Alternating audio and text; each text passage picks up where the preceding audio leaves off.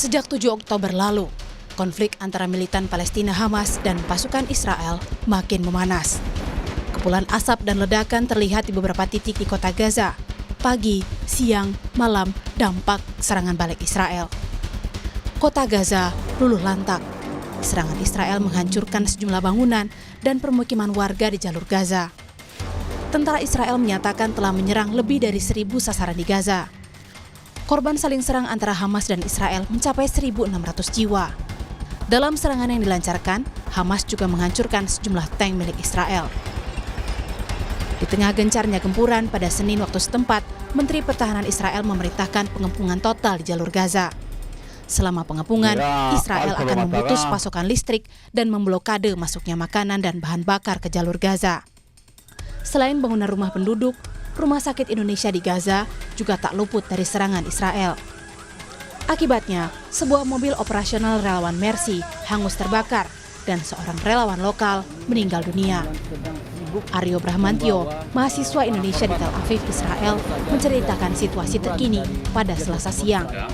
Semenjak serangan Hamas dan para milisi Palestina lainnya pada tanggal 7 Oktober lalu, hukum militer itu telah diberlakukan di Israel, pengamanan telah diperketat. Pemerintah Israel menghimbau warga masyarakat untuk tetap waspada dan tidak meninggalkan tempat tinggal kecuali sangat terpaksa. Hampir semua kegiatan telah diberhentikan sementara atau dialihkan ke layanan online. Kantor, sekolah, toko, restoran, dan pusat perbelanjaan yang rentan keramaian ditutup. Tapi transportasi umum seperti bis dan kereta api masih diizinkan untuk berjalan dengan kapasitas yang terbatas. Untungnya supermarket dan toko-toko bahan makanan masih dibuka. Masyarakat juga diminta untuk tetap waspada terhadap panggilan dan pasan telepon dan elektronik yang mencurigakan, sebab dikhawatirkan adanya kemungkinan serangan cyber juga. Jadi ini serangan yang sangat terkoordinasi dan sangat presisi, sudah di matang-matang perencanaannya, dan kini kita bisa melihat dampaknya di sini. Duta Besar Palestina untuk Indonesia, Al-Shun, Selasa siang menggelar pertemuan dengan duta-duta besar Arab di Kedutaan Palestina Jakarta. Syahir, keadaan di negaranya semakin sulit dan jauh dari kata bebas.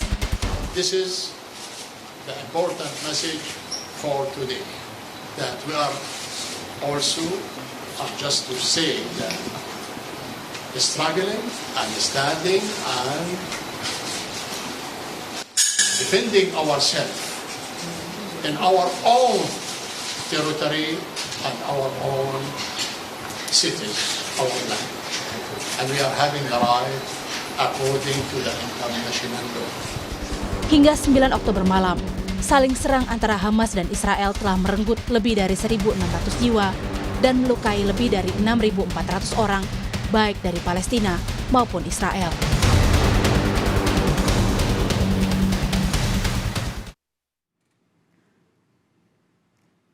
Dan saudara, untuk mengetahui perkembangan terkini, kita sudah tersambung dengan Ade Patmo Sarwono, Duta Besar Indonesia untuk Palestina dan Yordania, yang saat ini berada di Amman, Yordania melalui sambungan daring. Selamat sore waktu Indonesia, Pak Ade. Selamat sore waktu Indonesia, selamat siang dari Amman, Yordania. Iya, Pak Ade, bisa diceritakan kepada kami di Indonesia khususnya, situasi terkini di Palestina imbas perang dari Hamas dan Israel saat ini bagaimana, Pak Ade? Ya, seperti hari-hari sebelumnya, situasi dan kondisi di Palestina secara umum masih mencekam, khususnya di jalur Gaza, saling menyerang antara tentara Israel maupun milisi Hamas masih terus berlangsung.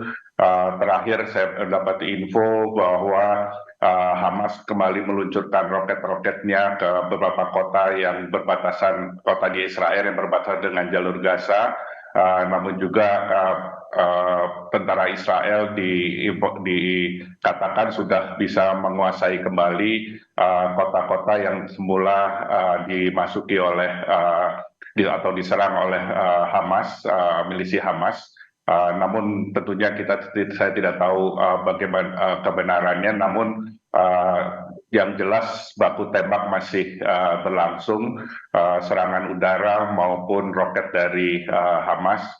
Dan di tepi barat pun juga ketegangan mulai sedikit meningkat. Tentara-tentara Israel melakukan penangkapan terhadap beberapa warga Palestina dan juga menimbulkan korban jiwa. Jadi secara keseluruhan bahwa situasi di Palestina baik di Gaza maupun di West Bank atau tepi barat ini masih tegang dan khususnya di Gaza mencekam. Situasi masih mencekam. Lalu Pak Dubes, bagaimana dengan kondisi warga negara Indonesia di wilayah konflik antara Hamas dan Israel ini saat ini?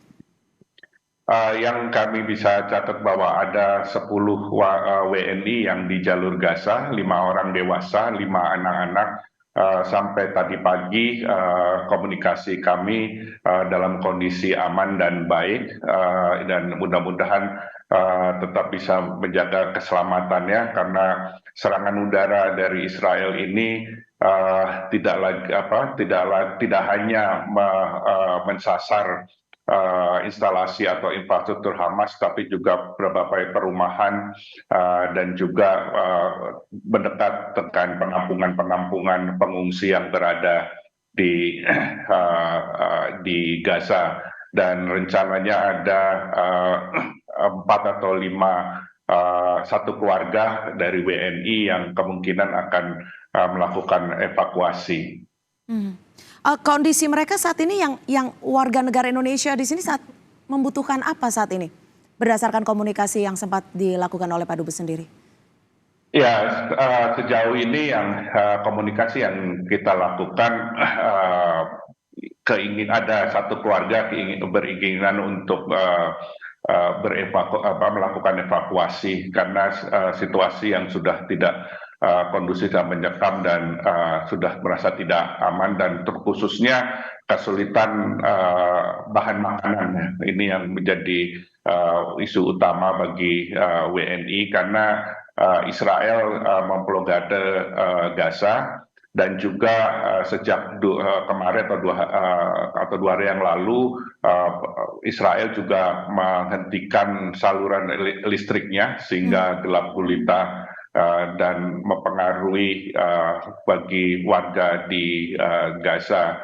Tapi di sisi lain juga perbatasan dengan Gaza dengan Mesir ini juga masih ditutup karena kemarin juga terdampak kena sasaran serangan dari Israel. Jadi kondisi saat ini sangat sulit, tidak hanya bagi WNI tapi juga sebagai warga Palestina di Gaza. Ya, Pak Dubes, ini tadi Anda menyebutkan bahwa ada satu keluarga yang ingin dievakuasi. Saat ini apakah memungkinkan untuk pemerintah Indonesia membantu mengevakuasi WNI tersebut? Ya, kita berusaha memfasilitasi mereka untuk melakukan evakuasi, meskipun kita berkoordinasi dengan KBRI kita di Kairo, karena mengingat jalur Gaza tadi disampaikan berbatasan dengan Mesir. Satu-satunya akses yang bisa dilakukan adalah melalui Mesir. Kami di sini terus berkoordinasi baik dengan KBRI Kairo, Jakarta, dan juga keluarga yang ingin mengevakuasi. Namun seperti tadi saya sampaikan, perbatasan sampai ini masih tertutup. Baik. Terima kasih sekali lagi Duta Besar Indonesia untuk Palestina dan Yordania, Pak Ade Patmo Sarwono. Tetap jaga keselamatan Anda dan tentunya kami akan terus mengupdate informasi terkini dari sana. Terima kasih Pak Ade.